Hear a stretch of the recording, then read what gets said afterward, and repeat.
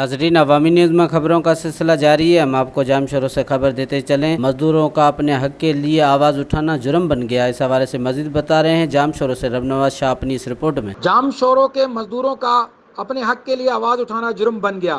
मानजन के करीब गोड सिंगार खोसों के मजदूरों का लाखड़ा कोल माइन की प्राइमरी कंपनी के खिलाफ अपना हक न देने पर रोड ब्लॉक करके एहतजाज किया गया, जिस पर प्राइमरी कंपनी के मालिक की जानिब से अपने खिलाफ होने वाले एहतजाज को ख़त्म कराने के लिए खोसा बरादरी के मजदूरों पर एफआईआर दर्ज कराकर उन पर तशद्दुद कराया गया।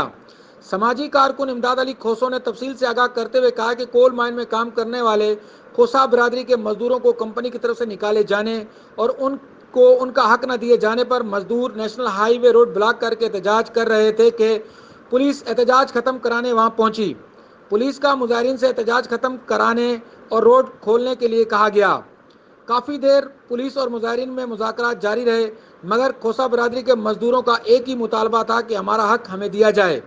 मगर पुलिस ने गरीबों को अपना हक दिलवाने के बजाय मजीद नफरी मंगवाकर उनके घरों में घुसकर उन पर फायरिंग की गई। पुलिस की तरफ से की जाने वाली फायरिंग के नतीजे में खोसा बरादरी के कई अफराद और बच्चों समेत पुलिस एहलकार भी जख्मी हुए। तमाम जख्मियों को फौरी तौर पर 7 अस्पताल मुंतकिल किया गया। मुजाहिरीन ने वज़ीर आज़म पाकिस्तान, वज़ीर आला सिंध सैयद मुराद अली शाह और SSP जाम शोरों से मुतालबा किया है कि लाखड़ा कोल माइंस प्राइमरी कंपनी के बदमस्त मालिक और उसकी पुष्ट पनाही करने वाले तमाम पुलिस अफसरान जिन्होंने चादर और चारदीवारी का तकद्दुस पामाल किया है, उनके खिलाफ कानूनी कार्रवाई करके सख्त से सख्त सजा दी जाए और गरीब मजदूरों के साथ इंसाफ किया जाए और उनको उनका हक दिलवाया जाए।